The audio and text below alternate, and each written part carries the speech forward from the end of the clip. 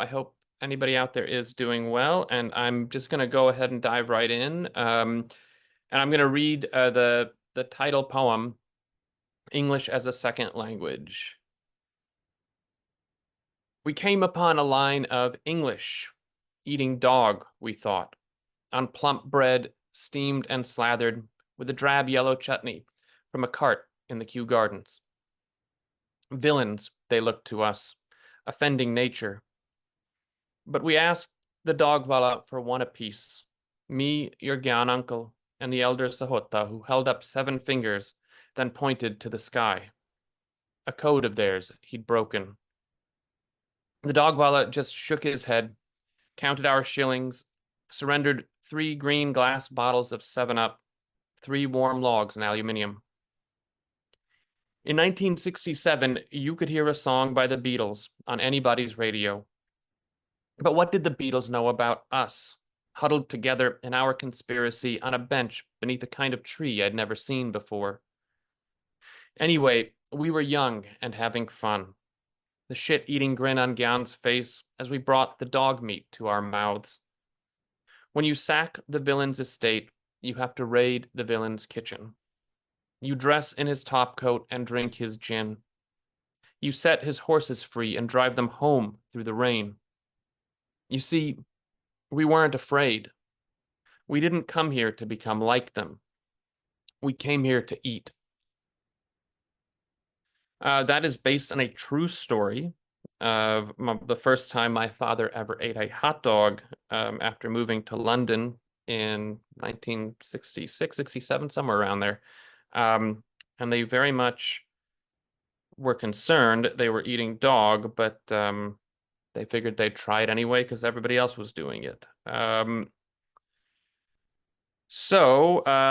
going to move from that poem about immigration to another one about immigration, which I think I didn't anticipate it when I was younger, but as I kind of grew up and began to appreciate the kind of international globe hopping journey that immigrants take and just how kind of fraught that is in terms of their own personal well-being and safety, but also just politically and socially and socioeconomically.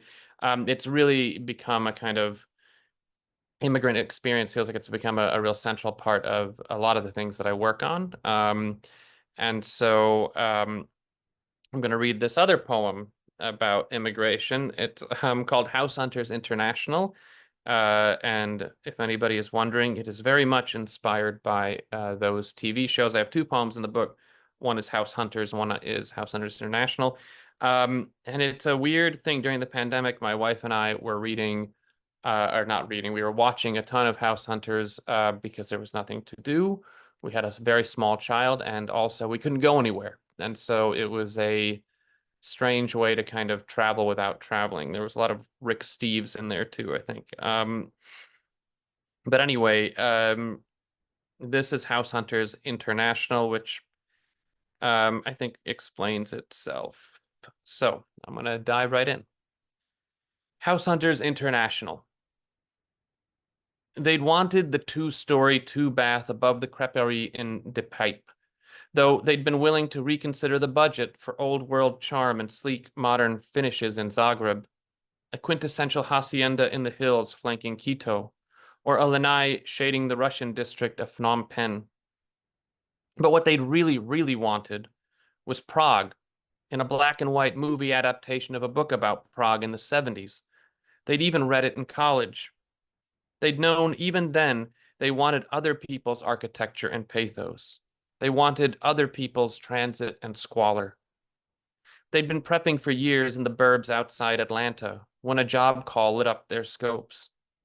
They'd tracked it to this bang-on budget studio nestled above the ornamental fruit stands and decorative geriatrics occupying a piazza at the city center of this other life they wanted to wear like a pelt. And we watched their wanting from a blind we'd built in our family room. We watched as they waded, timid at first, into the liquid crystals of the television set. Then, more swiftly, their daggers clenched between their teeth, they slipped beneath its pixelated surface.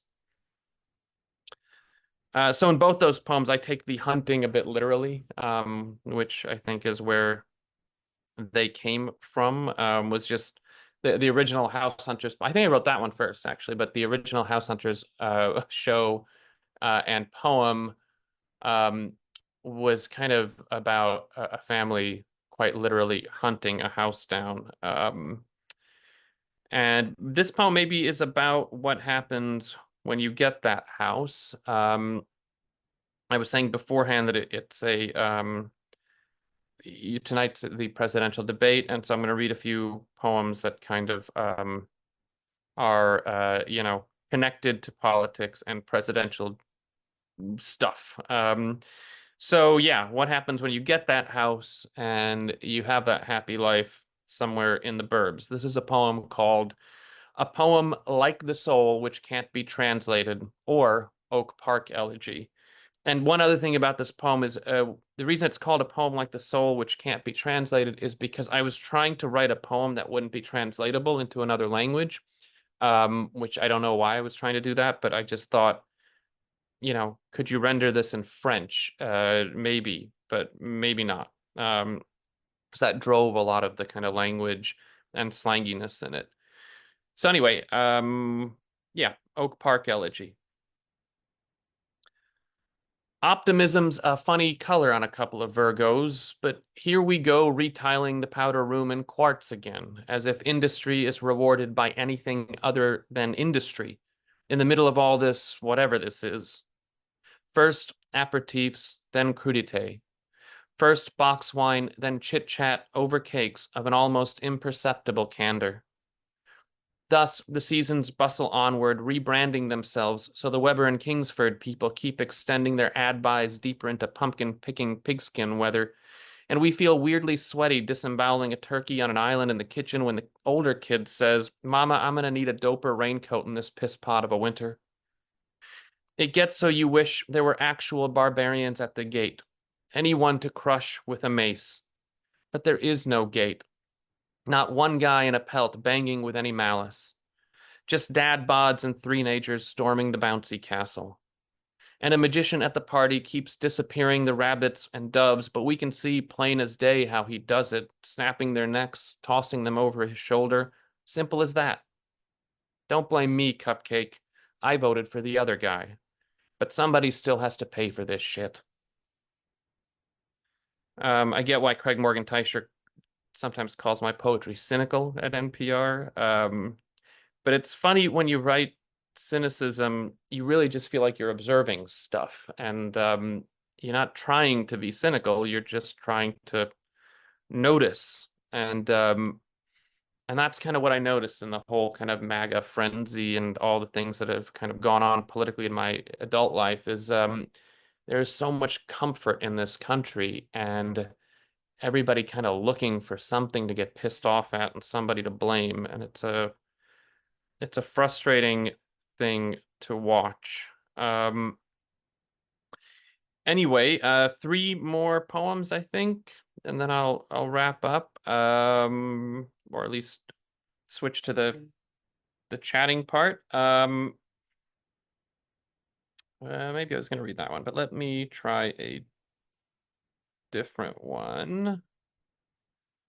I'm going to read this poem. This is the very first poem I wrote for this book. There's a moment when you are writing or kind of submitting a book to publishers or working with an editor, and I don't know what happens, but in poetry, this may happen to anybody out there who writes poetry and has published books, where you get this sense all of a sudden like, oh, this doesn't fit in the thing I was working on, so I guess it's part of the new thing.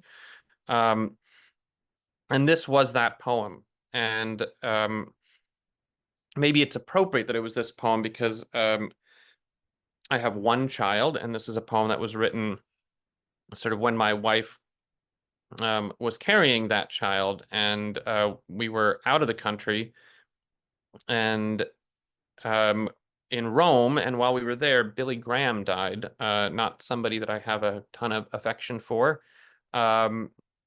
And so this poem just kind of was a reaction to that. And I'm going to read the Italian parts in my bad Italian. when I'm practicing Italian, it doesn't sound quite as probably butchered as it will today, but the poem's kind of about that too. So anyway, it's called the Billy Graham Elegy. Nobody much mentions the floor of the Sistine Chapel that's touched so many more than the docents or the ceiling or the premonitions on the wall. Come papal loafer and heathen sneaker. Come ked and echo mingling dog shit off the Viale Estrada. On this scuffed stone, nobody mentions much, as the tourist kids keep calling it the 16 Chapel, as if it were one more middling outlet in a protracted franchise, which it is, which must be why the Lord doesn't appear here much more than elsewhere, retired as he must be to Ostia, as is custom among Romans. One can't, after all, be Messiah forever. Eventually, the ball club needs a fresh message, a fresher messenger. Fella in a silk suit, maybe, a Carolina drawl, maybe another mother-appointed chairwoman of the Pietà. But we don't think much of home among the Alfa Romeos of the military police here, where we're unafraid anyone will shoot us. And Rome feels comprehensible for once. I know how to say vorrei due cornetti, or mia moglie è incinta, or dove il bancomat. Abbiamo soldi for once in our lives, and the taxi drivers of evening tell me your Italian is so good, where do you come from? But the taxi drivers of morning say your Italian is so bad, di dove sei?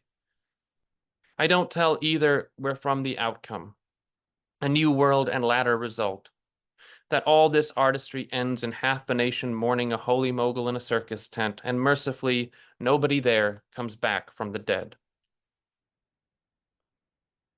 All right, I've now lost track. I think I said I'd read 6 poems, but I think I'm going to do my 2-poem warning that I talked about before we started. So I'll just read 2 more.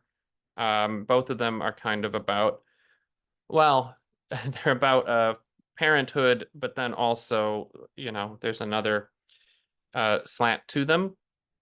I think this one's pretty self-explanatory. It's called All His Fascist Wants. It's as if we want to believe the fascist is entirely the man on TV, when the fascist is mostly the man watching the man on TV, wanting what the fascist wants. I'd been telling the boy. When he broke, squealing free of the containment zone we'd attempted around the tub, and hurtled through the naked chambers of our modest regime. And we were hopeless then to stop him, we said to each other. So mad were we with affection at his indomitable overthrow, his adorable unrelenting. After all, we said, we'd invited him into this rapt world, and the world is all he wanted. I'm reading off an iPad. I was saying beforehand, I don't have a copy of my book with me, so it's a little bit of an awkward way to read. I'm not used to where anything is in here. But I think I found this poem. So I'm gonna wrap up with this poem. It is again pretty self-explanatory and a mostly true story. I don't lie to my child as much as this character in this poem does. But sometimes you have to tell a kid things. This is a poem called Lines Composed Upon Changing a Diaper. Marion upstairs is anxious for an update from the extended care facility where her husband is dying. 4 blue macaws bustle through the airspace above the neighborhood. Her footfalls go cursing from room to room. Here the toddler testifies no poops, but the toddler is lying. I tell him there are 9 spiders living inside the walls for every person in a building. They spin their twilight colonies in an alternate dimension rippling beneath the drywall. Termites romancing in the joists. We worry about so much more than ourselves, I tell him. But, I tell him, it'll all be all right. Because it'll all be all right. Though not all of us will live long enough to agree. One night, we hear Marion's husband has broken back into himself through a skylight in his own mind, demanding to see his wife again, demanding the nurses release him again. demanding a Reuben from a diner in Brooklyn that folded in 1996. But by morning, he's ghosted back into his framework. From the exterior view, your birth is exactly as inevitable as your death. I know not the schematics of why, baby, but I remain devoted to my task, wiping you clean, buttoning you up, answering your every complaint with a grammar you don't understand.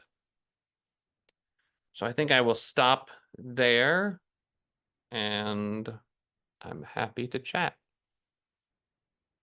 That was so good. Thank you for those poems. I've loved this collection for a while, but it's so special to hear you read them live, even if it's over a screen. I can't stop thinking about that one line in the Billy Graham elegy, I think. You said, all this artistry ends in half a nation mourning a holy module in a circus tent, and mercifully nobody there comes back from the dead. That's so good. Thank you. It's such a good line. I think about it all the time. Um, as I have a few questions, but for those of you who are watching, feel free to ask your own questions in the chat or the Q&A, and we will read them. So yeah, I've loved so many collection poems in this collection. But before we get into the poems themselves, I want to know how this collection came to be. And that's kind of a vague question. So I guess, what was the process of writing this collection? Did you have an idea of what it would turn into before you started writing, or was it more of a process of discovery while you were writing? Yeah, I think it's a process of discovery. I think it kind of always has to be.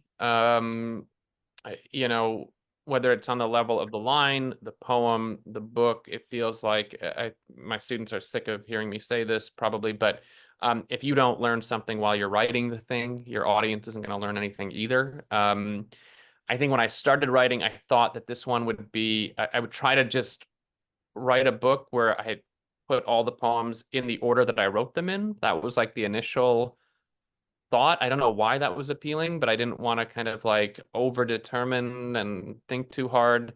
But then this ended up being like maybe the most structured book I've ever written because it can be read forwards or backwards. There's two tables of contents, there are two titles, there are all these different kind of quirks. And it was largely because I feel that cynicism. Craig, I don't know Craig that well. I've met him once or twice, but he reviewed my last book and he pointed out the cynicism. I was like, this time I'm not going to be cynical. And then I wrote all these poems like, oh man, there's so much cynicism. Um, until until I got to the having the kid stuff. And as many people will report, having a kid, it turns out really does change you a bit. And so there's still kind of a wryness to the voice, but something starts to shift. And then there's a lot of poems that I had that kind of meditate on my parents' experience and my family's experience. And then I thought, what if I wrote a book that kind of was loosely chronological from, this kind of prequel story about my father eating his first hot dog and then kind of moving all the way to me kind of well being a parent. And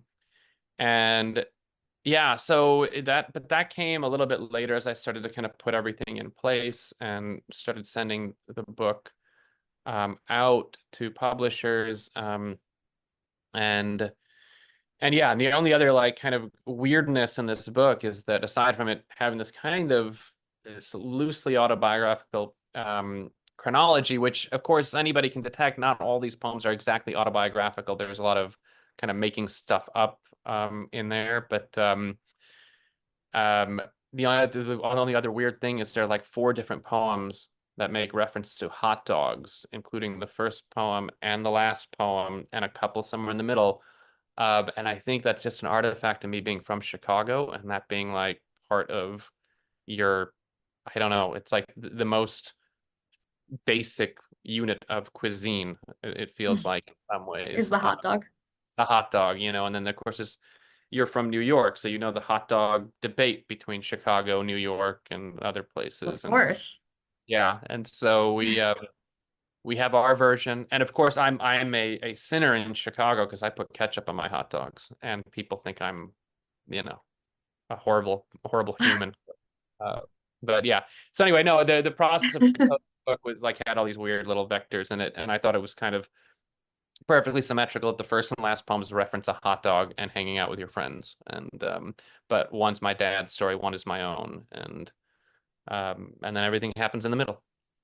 You kind of already answered my question about structure because I was kind of, I guess, shaken, but in the best way possible that to see the book kind of mirrored itself, and that it starts and ends with table of contents, um, which meant the book can and is maybe meant to be read from front to back and back to front. But the first and the last poem mirror each other too. Is there anything else that you want to say about that? I mean, you've already Yeah, mentioned no, the great hot dog. it was purely accidental. Like uh I think I must have written the last poem, The Usual Entertainment, probably during the pandemic. I mean, like the last third of this book was written during the pandemic, really. You know, we were stuck. We couldn't see people. There was all that kind of that sense of nostalgia and missing places and people. And then also I was a new parent. Our son was 18 months old when the lockdown began. So I mean, and so it didn't really affect our lives. Like we were already locked down. You know, we had an infant, and we had just begun sending him to daycare like that February or kind of January. And so we got like a month and a half of what felt like on the edge of normalcy, and then it ended. Yeah. And during that time, so I think I was having that last poem was sort of nostalgic, remembering being at a Cubs game in college many years earlier. And initially, that last poem I read was going to be the last poem in the book. Um, but my editor at Copper Canyon, Michael Wiegers, who's a really pretty wonderful reader, kind of said, and he didn't have a ton of notes. He's wonderfully kind of encouraging without being kind of controlling in certain directions. He didn't have a ton, but he did say about that poem that I just finished on. He was like, it's a good poem. I don't feel like it's the last poem. And then I went back and kind of said, okay, so where's the natural arc of this poem in the other one? So I moved it, and I was like, well, where does it end? And I thought, well, it should again, it trying to balance out the cynicism. I thought it should end on something of a bright note, and so and then there was this quite inadvertent, as you note, mirroring of like, oh, it's a speaker hanging out with his friends eating hot dogs, and another speaker hanging out with his friends eating hot dogs. Just very different moments in life and history. So, yeah, beyond that, it was just Copper Canyon was really great about embracing the strange structure. When I went to them, I said, "Hey, I've always kind of had this idea," and I mean, they were like ecstatic about it. There was not even like a moment of like, "Oh, that might be weird." It was like, "Holy crap, we could do so many cool things with this," and they totally embraced it. So it was great. Yeah, it's a super cool structure and it works really well with this book. So I mean I love it. Um, you had said that this book was a process of discovery. Most poems are a process of discovery. It felt like, and I don't know if this is more a comment or a question, so if you have anything to add, it felt like the poems were the poems themselves were finding themselves along the way. Like the language inside the poems were it was discovering something in itself as these poems progress, which was exciting as a reader. Um, I don't know. I'm It's really glad to hear you say that actually, because I can never tell if that's like happening if people, I really don't write in that controlled way. Like I don't know where the poem's going to end. And I right. often don't know what the hell the poem's about until the sentence lends itself to the next one. And if it starts to feel too much like you can predict where it's going, then I have to scrap a bunch and restart and look for a moment of disruption. And so if you get that experience as a reader, like where is this going? And then hopefully you enjoy the kind of swerve and turn of it, then I'm doing it the way I hope to be. So I'm grateful for that. I think it definitely came across. But I also wanted to ask, a lot of the poems in the book are elegies, explicitly elegies. My favorite and the one that I return to over and over again is The Apartment, or it's the Jesus elegy. But all of them are really, really brilliant. I'm wondering if you could talk about the choice to include as many elegies as you did and their functions in the collection. Yeah, I kind of forgot. It was weird. Like the book got published, and then it started to get reviewed, and people were making note of that. That like, oh, this is largely a book of elegies, and I, I don't remember quite why that was like it wasn't the deliberate like, ooh, I'm gonna write like 12 of these. I'm sure at some point when I had a few of them, I was like, maybe I'll just do a whole book of elegies, and then I'll make some joke about the Duino elegies, and that'll people will think it's very literary. But then I didn't want to do that either, because I was like, these are not conventional elegies in the sense that very few of them lament the thing they're elegizing, right? There's only like maybe one or two that are very directly like, oh, I actually really, was remembering somebody.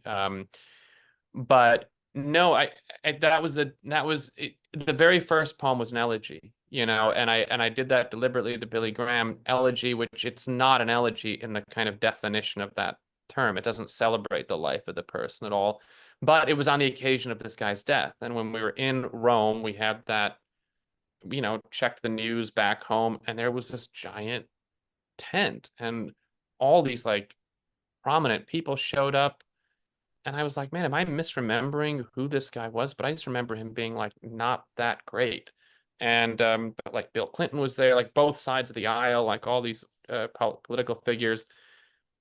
And I started researching Billy Graham, and I was like, yeah, he wasn't that great. And I don't quite get what the hubbub is. And so I wrote that poem, and it kind of opened up something, this idea of like the kind of trickster elegy. Or the ironic elegy, and the Jesus elegy, which was just that for all the degrees I have in like English and literature and all the books I've read, I've never read an elegy, I don't think, for like one of the most famous deaths in kind of literary history, right? Like this is not just a death, it's a resurrection. Maybe that's why nobody writes an elegy, because the mythology goes that, well, he comes back from the dead, and that's how the story ends. Mhm. But still, I wanted then to write what would a and there's also this like kind of dual nature, the duality of the Jesus myth, which is that he's part God, part human. And so I thought, if you're going to write an analogy, you're going to write it to the human person, right? Yeah. You don't have to mourn the God. Um, And if you're going to make him human, I started to kind of be like, where did this guy live? What kind of, I mean, there's that gap in the Bible between in the Gospels and all the stories about him where you get a story up to where he's 12, and then there's like nothing until he's like 30. And then there's just the death sequence. So I thought between 12 and 30, was he living with his mom the whole time? And I thought, no, maybe he had an apartment. And then I started to try to work through that. And the apartment's loosely based on probably, apartments I've had or experiences I've had being a single person living in an apartment and being kind of lonely and having friends coming by and things like that. So yeah, Hmm. that was just a fun thought experiment. Yeah. I see Sejal Shah asked the question, but while we're on the topic of elegies, is actual elegy an elegy? Do you want to talk about that a little bit? Yeah, that one is an actual elegy. That's maybe the only kind of and hey, hello to Sale. We've not she and have met like briefly in person once, and we have read each other's work and It's chatted on the great. phone. And yeah, and so it's wonderful. Thank you for being here. Um, but yeah, actual elegy is the only kind of real one, and I didn't know what to do with that one, in the sense that this person died, and I didn't know him uh personally, but he's the writer, musician, artist, David Berman, who was hugely kind of influential. He had one book of poetry called Actual Air that came out in the late 90s, right when I was like finishing college and then going on to an MFA. And it was just a, a mind-blowing book for me because it took poetry from this sort of obviously the kind of old version of poetry, Keats and Wordsworth and Dickinson and all of that. But even in the 90s in college, we were, reading a fair amount of like mid-century poets, 60s, 70s poets. And everybody was so kind of abstract and precious. I loved Frank O'Hara for not being that way. I liked John Ashbery for not being that way, and James Tate and Mary Ruefle. Um, I didn't find a lot of writers of color who were that kind of fun and goofy. I mean, some of Mary Baraka's early stuff when he's still publishing as Leroy Jones. Mm. But David's work was just eye-opening. And then I started my MFA, and I discovered along the way that he had a band called the Silver Jews, and his songwriting is ingenious. And I just really fell in love with like all the language and the wordplay and the goofiness of observation. And years later, after publishing my second book, I emailed him out of the blue and said, "Hey, is there any chance you'd blurb this?" And he wrote back and was really kind. He was like, "Look, I get a lot of these requests, so I just kind of say no to everybody, but please send me the book." Oh. And so I sent him the book, and then he wrote me back, and so we kind of corresponded over a course of like 10 years, and he had a new Silver Jews was kind of over, and he was doing this new project called Purple Mountains. He was just getting ready to go on tour, and my book, The 44th of July, had just come out, and I wrote to him and just to check in. It had been in like 18 months or so since we'd kind of written back and forth, and he was always really kind and funny, and I was like, "Hey, the new book's out. Your new album's out. Can I send it to you?" And he said, "Sure." And so I sent it to him. Um, and like sent him an email saying, "Hey, it's in the mail, hoping to catch you on tour somewhere." And a week later he had died, and it was just like this really kind of it was really weirdly devastating. And it was, and because again, I'd never met him, and I have friends who'd Right. met him, people who kind of knew him and had seen him at readings, and I saw him perform once. I was like right in the standing with my beer resting on the stage, but we didn't speak afterwards. And I Mm. think it was before we'd ever corresponded at that point. But so yeah, that one just kind of came from there, and that idea of like a lot of my poems, you try to emulate your literary heroes. So a lot of my writing is it's like trying to hear, in that case, his voice for the first time, like how stunning it was, and how you always come up short and you just end up writing like yourself. And that's the real sadness of not having that voice around anymore, is that you're just stuck with your own voice when you lose that other person's. Um, and so that was really the kind of elegiac feeling there, was just wishing I don't need to know him so much as I wish I had his voice still in the world. Yeah, that's first, that's such a beautiful answer, but what a special and surreal story.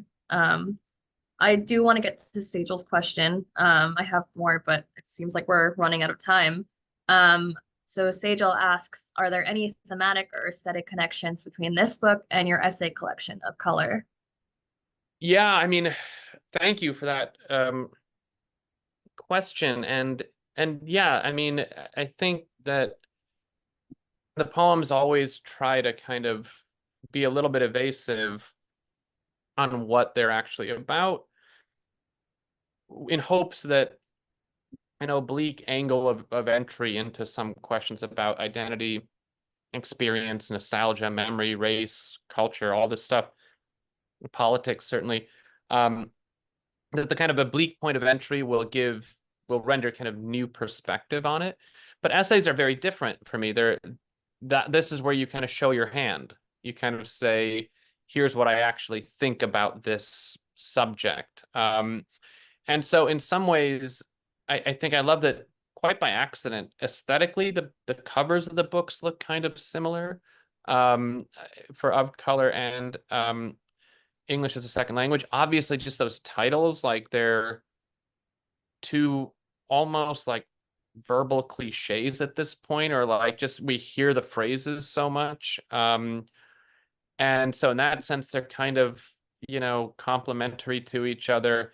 And they were really just both pointing at, yeah, this is coming from a very particular kind of subject position, a very specific perspective that is engaging with mainstream American culture, but slightly askance of it, like, coming at it from a different angle. And so I think a lot of the essays, I think if anybody knows those essays and reads these poems, I think the affinities would become pretty kind of clear. But yeah, so I think so. Thank you for that question. And yeah, I think there's definitely some rhyming, or what is it? History doesn't repeat, it rhymes, sort of that, like the subjects, the themes don't quite repeat, but they rhyme. Right. There were so many other questions I have planned, but I also want to let you close up. But maybe as a final question, for fans that are watching, and I hope this isn't a daunting question, but what's next for you? What are you working on right now? And where can people find you if they want to read more of your work?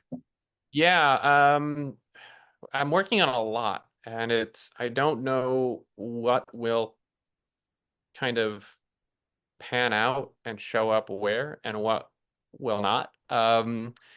I know that I'm working on new poems, so I have a working title for a new manuscript, but I only have like a handful of poems that I feel like are finished yet. And I did just start writing essays again and kind of have a structure. I mean, I've written short pieces that pretty much have all appeared at the Washington Post over the last couple of years. Um, there was an editor there. They invited my work. They liked it. They invited me to keep writing. Um, and that editor has since left, and so I don't know how much I'll kind of keep doing that. It was a weird way to write. It was like 800 word pieces, and it was kind of restrictive.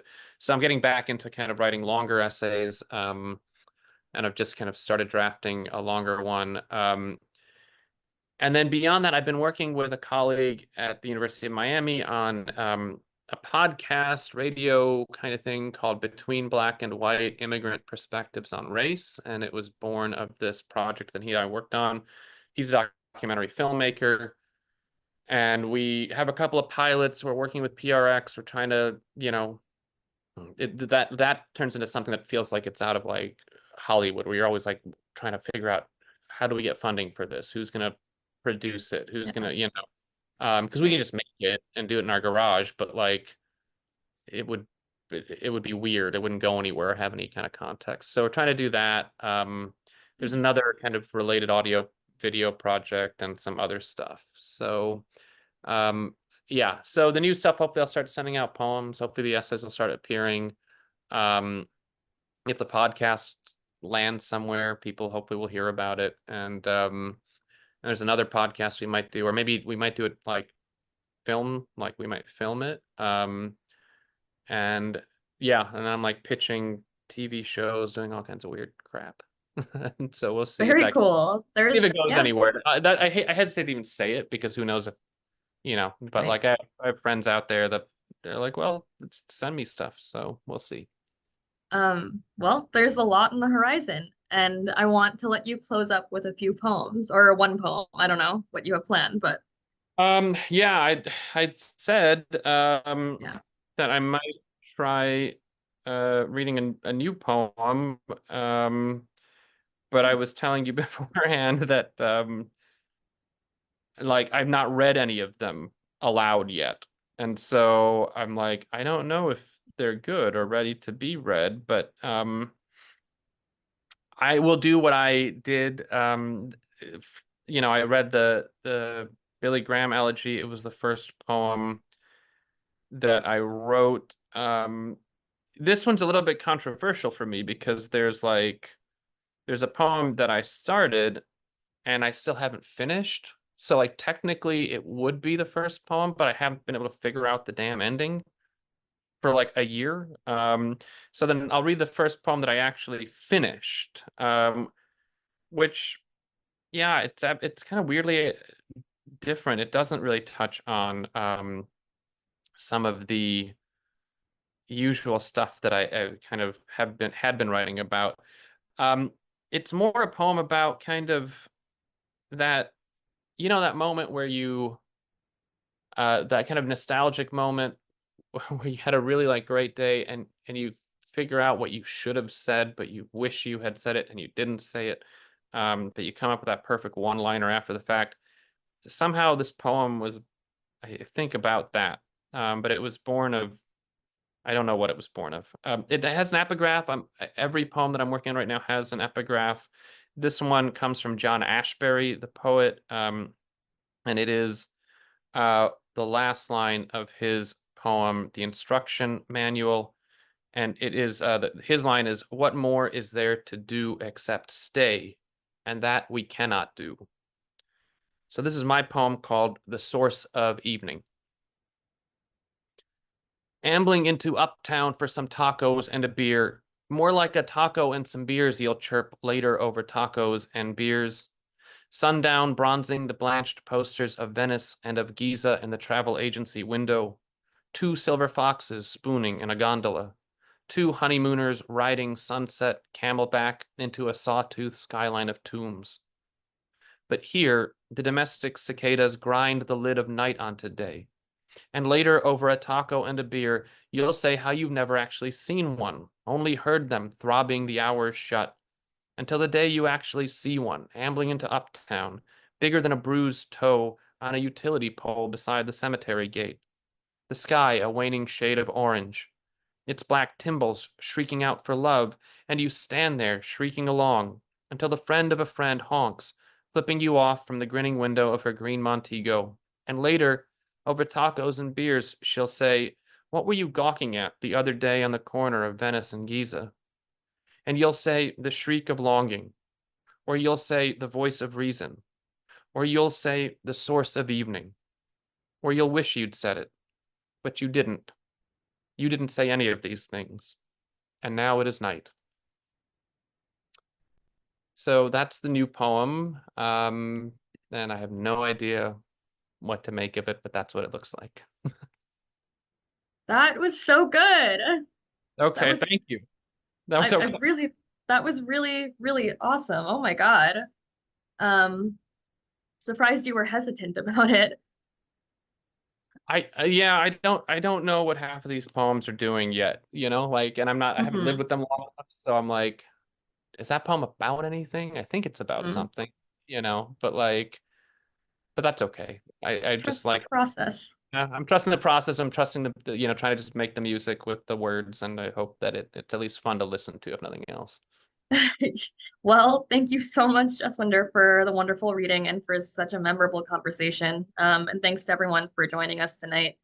As a reminder, the link to order Jaswinder's book has been posted in the chat. Um, and yeah, that's all. Have a great night, everyone. Thank you so much. Thank you to anybody who's Thank watching. you.